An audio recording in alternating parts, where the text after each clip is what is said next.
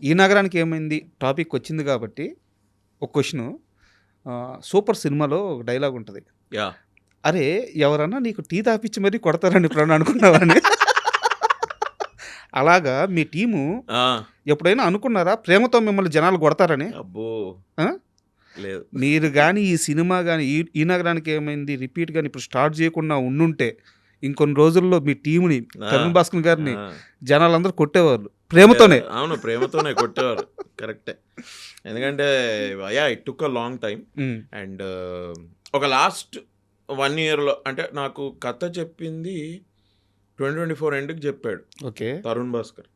నేను ఇది ఇలా అనుకుంటున్నాను, ఇది బాగుంది ఇది అని. అంటే మాకు అప్పుడు కొద్దిగా మాకు కూడా ఎక్సైట్మెంట్ వచ్చింది. So I feel he was waiting for the right story. Okay ఎందుకంటే ఇది ఇంకోటి ఈ నగరానికి ఏమైంది అన్నది ఇది ఒక పెద్ద మాన్స్టర్ లాగా తయారైపోయింది భయ్య. కరెక్ట్. ఇప్పుడు ఏది చేసినా కూడా మనోడే మళ్ళీ పేపర్ మీద పెన్ను పెట్టాల్సింది తరుణ్ భాస్కరే కదా. నేను చేయను ఆ పని, విశ్వక్సేన్ చేయడు, ఎవడు చేయడు, మనోడే చేసుకోవాలి కూర్చొని. ఇప్పుడు మా అందరికి ఇట్ కుడ్ బి అనుకున్నా కూడా it's not just another film.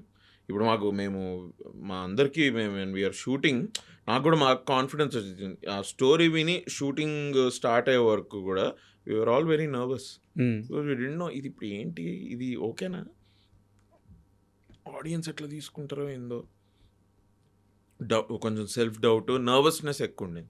But అందరికి కూడా యాజ్ వీఆర్ షూటింగ్ కొద్దిగా కాన్ఫిడెన్స్ పెరుగుతుంది.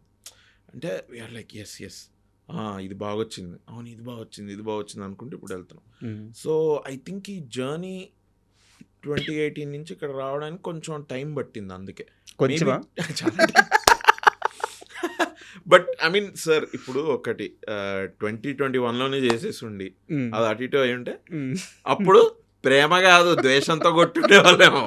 ఓకే, నేను ఇప్పుడు నేను I'm 90% sure sir that I think audiences will be very happy. Super good news. నేను అనేది ఏంటంటే బట్టలు చించేసుకుంటారు, థియేటర్లని ఇది చేస్తారు, పగలగొట్టే అనట్లేదు. మాకు ఆ సినిమాలు వద్దు, మాకు ఆ సినిమాలు వేరే ఉన్నాయి.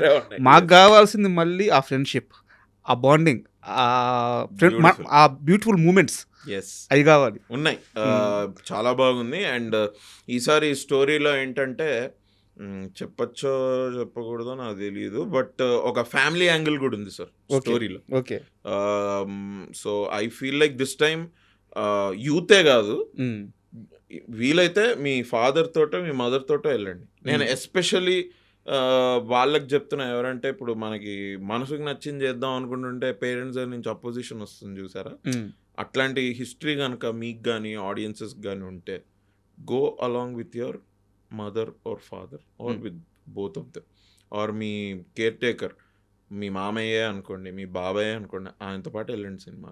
ఓకే, నేను ఇది ఇంకా కాన్ఫిడెంట్గా చెప్తా. ఒకసారి సినిమా అయిపోతే షూట్ అయిపోతే ఇప్పటికీ 30% అయింది అంతే, but it's coming out well.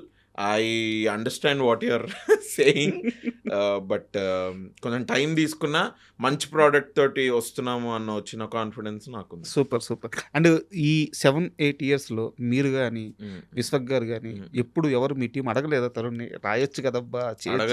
అడగని ఇయర్ లేదు, అడగని మంత్ లేదు, అడగని వీక్ లేదు. అంతేనా? అడిగాం, కానీ ఏంటంటే అదే ఐ థింక్ తరుణ్ మైండ్లో కూడా ఈ వాజ్ ఆల్సో కొంచెం ఈ సక్సెస్ ఇంత వచ్చింది, దీనికి ఇప్పుడు సీక్వెల్ అంటే ఏంటి అన్న దీని నుంచి కొంచెం ఆయన కూడా కాన్ఫిడెన్స్ వచ్చి ఈ డిస్కస్డ్ 2-3 ఐడియాస్ విత్ అస్. తర్వాత we thought okay this idea is great అని. అప్పటికే he started writing that, it is his conviction only. కొంచెం I think he also took time.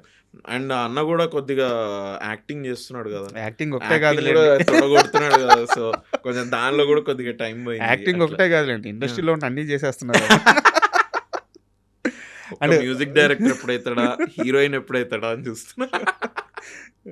And మీకు గుర్తుంటే చెప్పండి, ఈ నగరానికి ఏమైంది సినిమా ఫస్ట్ పార్ట్ అది షూట్ అయ్యేటప్పుడు కానీ, మేకింగ్లో ఉన్నప్పుడు కానీ, రిలీజ్కి ముందు కానీ, ఏ క్షణంలో అయినా ఇది ఒక తరానికి గుర్తుండిపోయే సినిమా తీస్తున్నాము, ఇది అచీవ్ చేయబోతున్నాం ఎప్పుడన్నా అనిపించిందా మీకు?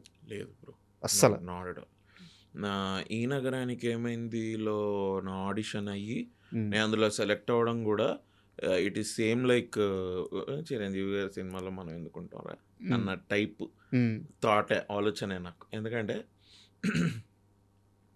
డెల్లో ఐ యూస్ టు వర్క్. అవును. అందులో జాన్ కొటోలి అని నా ఫ్రెండ్.